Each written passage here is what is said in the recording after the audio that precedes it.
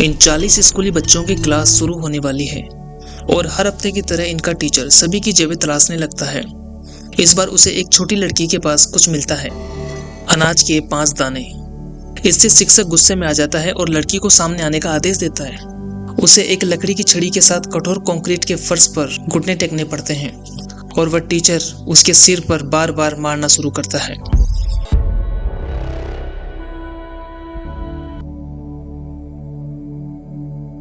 उसके क्लासमेट्स ये सब चुपचाप देखते हैं। पिटाई तब तक चलती है जब तक कि वह छोटी लड़की गिर नहीं जाती।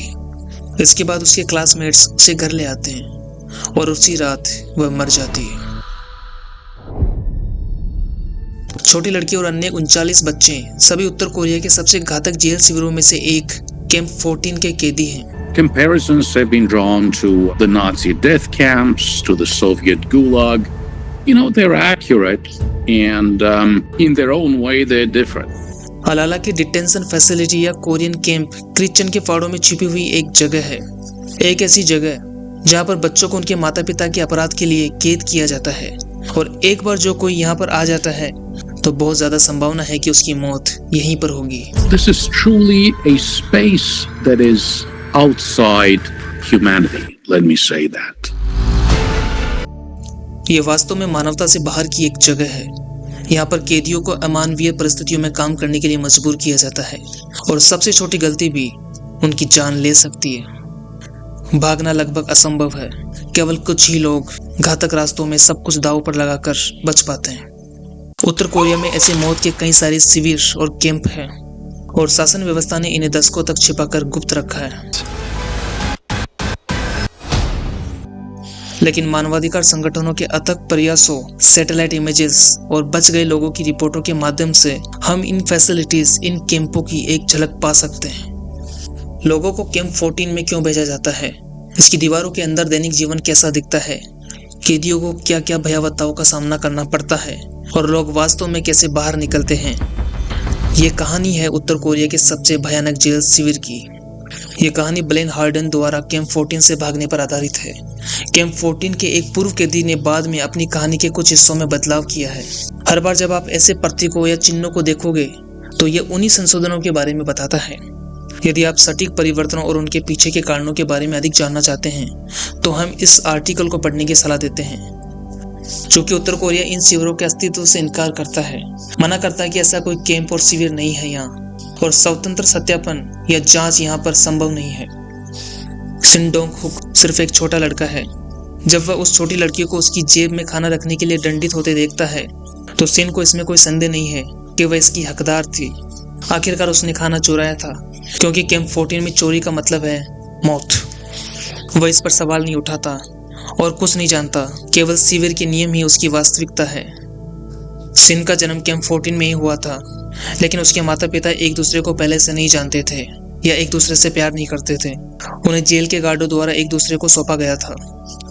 इस कैंप में पुरुष और स्त्री का मिलना सख्त वर्जित था। यदि कोई महिला बिना अनुमति के गर्भवती हो जाती है तो उसे और उसके बच्चों को गोली मार दी जाती है। कैंप 14 में बच्चा पैदा करने का केवल एक ही तरीका है, पदोन्नति या प्रमोशन। जो लोग कड़ी मेहनत करते हैं और अधिक महत्वपूर्ण बात यह है कि दूसरों पर नजर रखते हैं, तो बदले में उन्हें पुरस्कार विवाह दिया जाता है। इसी तरह सिन डोंगुक और उसका बड़ा भाई सिन होगिन दुनिया में आते हैं, लेकिन वे एक वास्तविक परिवार के रूप में बड़े नहीं होते। उनकी माँ कभी अतीत के बारे में बात नहीं करती। सिन को कोई अंदाजा नहीं है कि उसके माता पिता को क्यों कैद किया गया था, और शायद इससे कोई फर्क भी नहीं पड़ता है। It's all about suspicion. You don't have to be an anti-regime character. But if you're suspected of being anti-regime, of being a wrongdoer, a wrong thinker, of having engaged in wrong associations, they will send you to the camp. ये Greg Scotland टोयू है। ये HRNK यानी Washington स्थित north Korea human right committee के अध्यक्ष और CEO है। वर्षों से ग्रेग और उसकी टीम इन शिविरों में मानवाधिकार उल्लंघनों की जांच कर रही है। कई अन्य लोगों की तरह सिन भी सबसे अधिक संभावना है कि वह संदेह के लिए कैंप 14 में भेजा गया है। अब उसका पूरा जीवन यहीं कटेगा, भले ही उसने कभी कोई अपराध नहीं किया।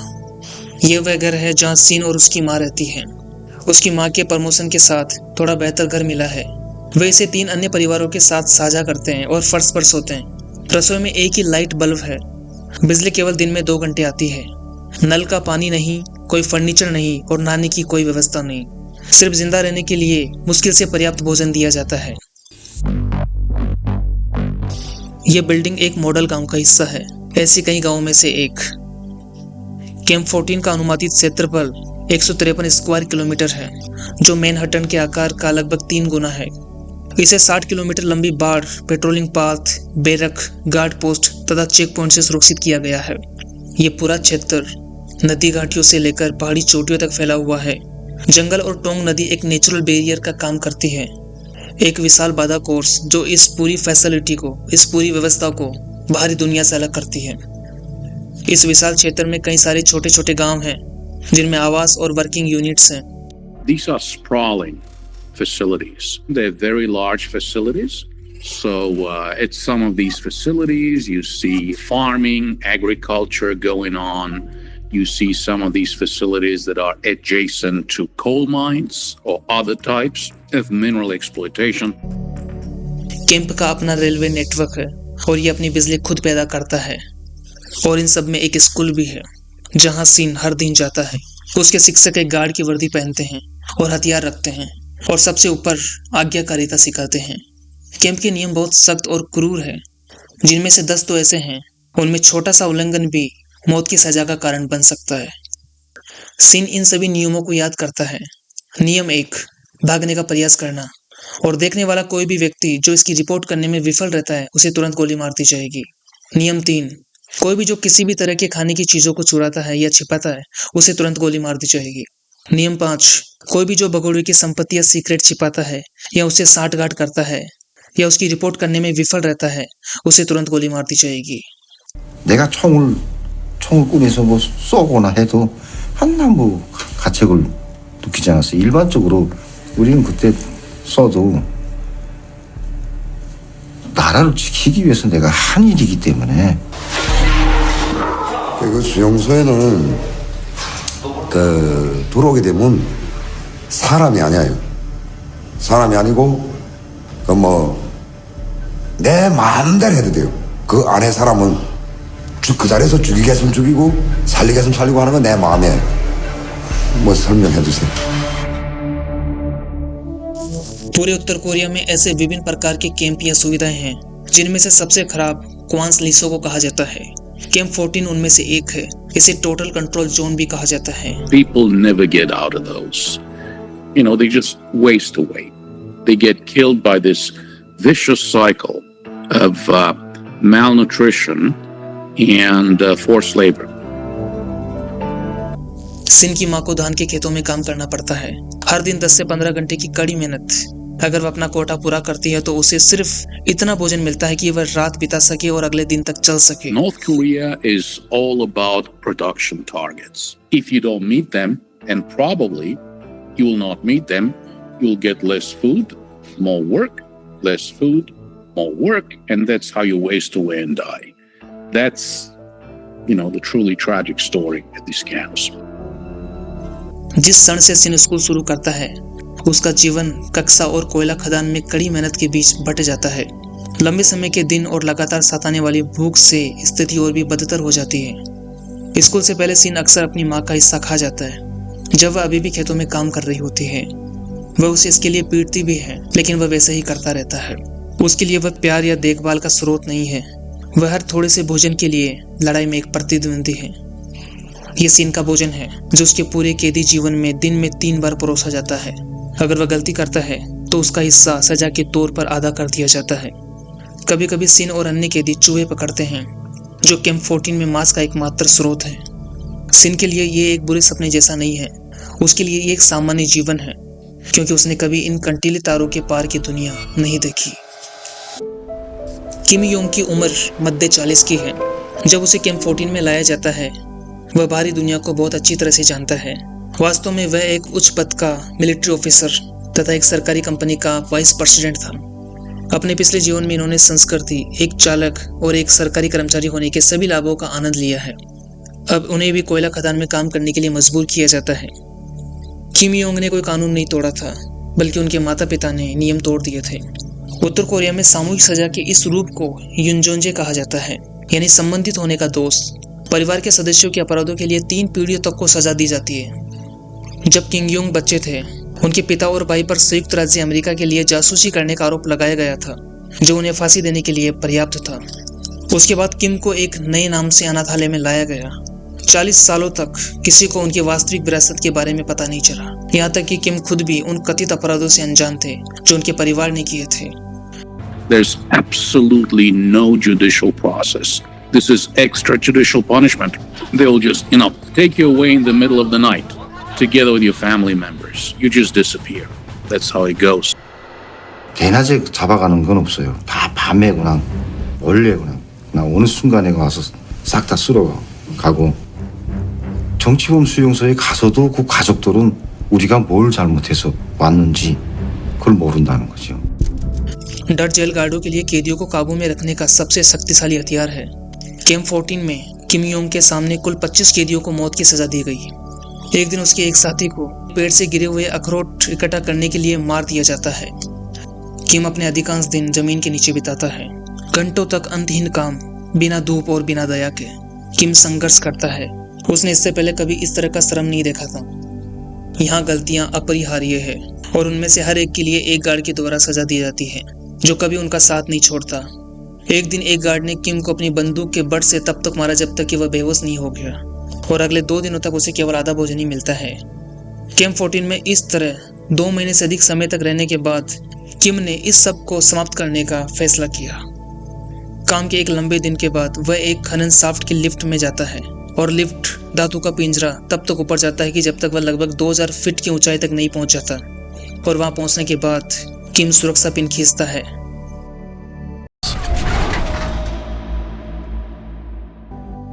लेकिन वह बच जाता है और यह दुष्चक्र जारी रहता है। जब सिन लगभग 6 या 7 साल का है तो कैंप की सीमाएं बदल जाती है।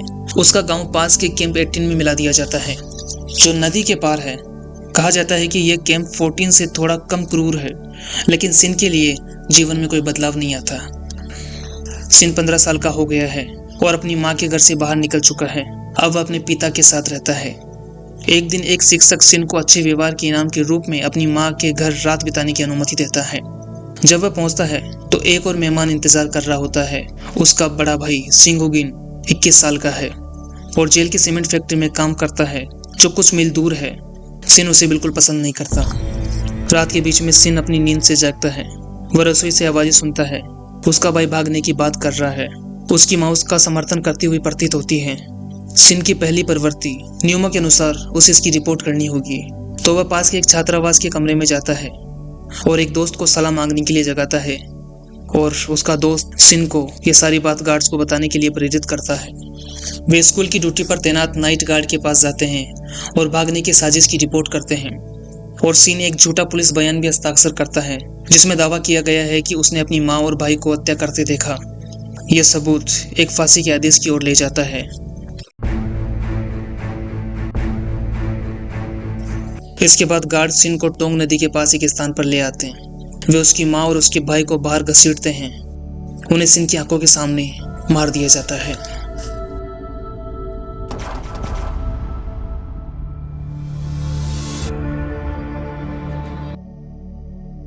और 1996 में किम योंग को कैंप 18 में भेज दिया जाता है।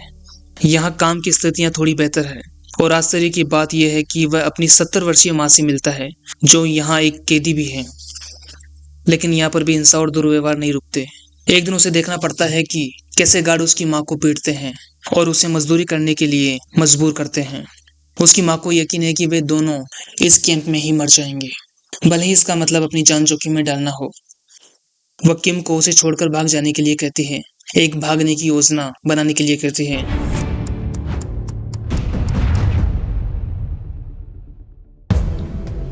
उत्तर कोरिया की इन मौत के कैंपों से भागना लगभग असंभव है। These are highly protected facilities. You're talking barbed wire, walls, armed guards, intersecting lines of fire. You're talking machine guns. Very, very difficult to escape. It's difficult to escape a detention facility in any civilized country. Imagine North Korea. किम चुपचाप अपने आसपास का अध्ययन करने लगता है और सोचना शुरू करता है। वह कहीं भागने की योजनाएं बनाता है, लेकिन उनमें से कोई भी उसे संभव नहीं लगती। काम का एक और कठिन दिन शुरू होता है। कैदी एक ट्रेन पर कोयला लाद रहे हैं। अचानक उन्हें कुछ दिखाई देता है, ट्रेन के डिब्बे के तल पर बिखरा हुआ अनाज। उसने अंदाजा लगाया कि इससे पहले खाना ले जाया गया होगा। यह दृश्य अराजकता में बदल जाता है। कैदी सब कुछ छोड़ देते हैं। खाने के सबसे छोटे कण की तलाश में गार्ड चिल्लाना शुरू कर देता है, लेकिन कोई नहीं सुनता। किम को कोयले के वैगन के फर्श पर एक धातु पैनल के नीचे एक छोटी जगह मिलती है और वह अंदर घुस जाता है। और जैसे ही वह ट्रेन कैंप 18 से बाहर निकलती है, वह भी उसके साथ सवारी करने लग जाता है।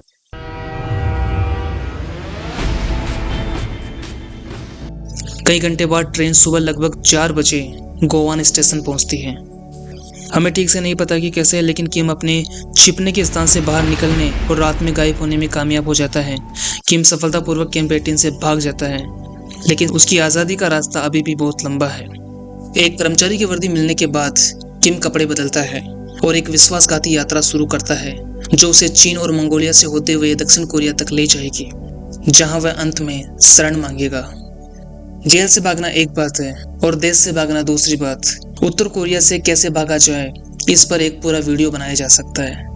अगर वीडियो बनाना हो तो आप कमेंट कर दीजिए। सिन कैंप 18 से 2 बार भागने में कामयाब होता है, दोनों बार बाढ़ के नीचे रेंग कर, लेकिन उसे पकड़ लिया जाता है। दूसरे प्रयास के बाद सिन को कैंप 14 में वापस भेज दिया जाता है और एक विशेष हिरासत केंद्र में डाल दिया जाता है, एक ऐसी जगह जिसका केवल एक ही उद्देश्य है, यातना या सजा। I still have the scars of my torture and the burns. Look at my arms. My arms aren't normal. They are bent and deformed. Before I was tortured, my arms were straight. When I was tortured, my arms were tied up with a rope and pulled backwards. That made them more and more bent. I'm filled with anger when I stand in front of the mirror and look at my body after a shower.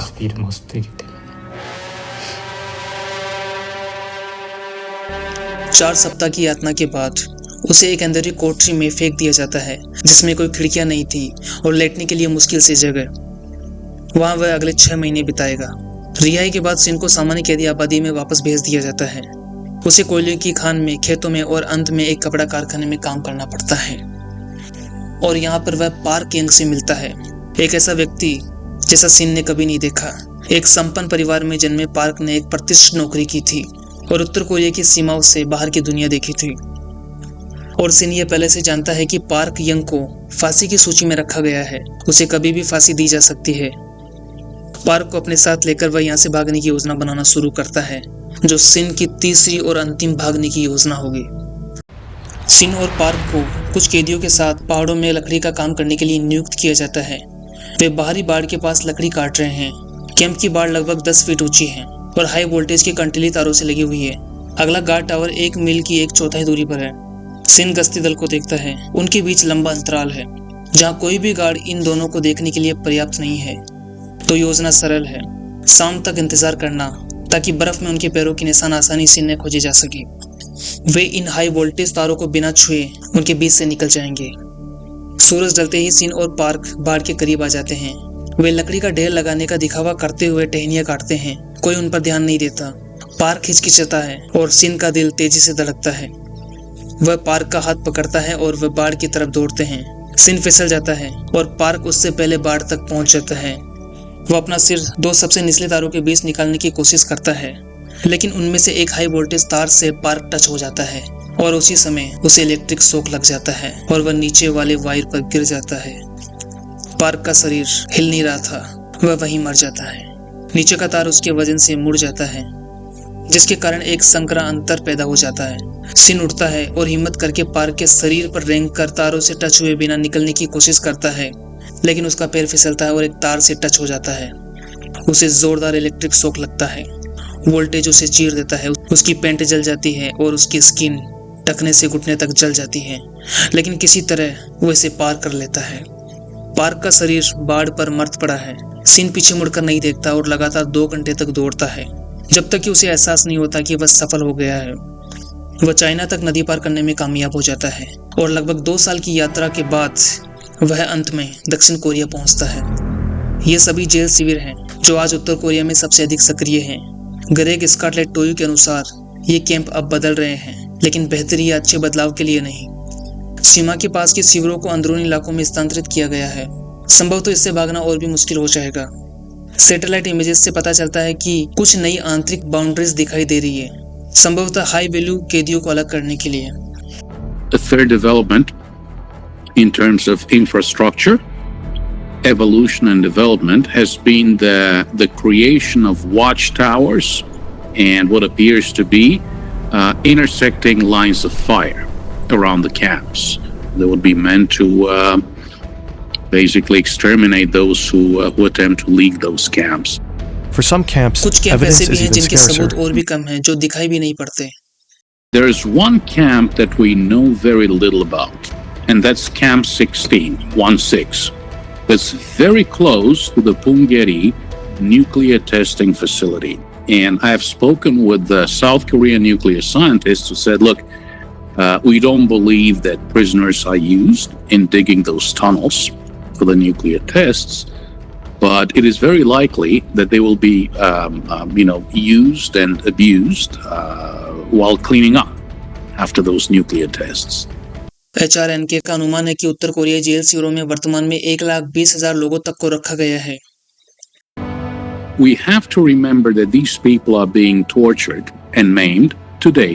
They were tortured and maimed yesterday, and the same will happen tomorrow. So, I think it's a matter of moral, ethical, religious, and political obligation to continue to maintain our interest in these issues. यह आज का scene है। इसने धीरे धीरे समाज के अनुसार खुद को ढाल लिया है और अब उत्तर कोरिया में एक पब्लिक स्पीकर और ह्यूमन राइट्स वकील है।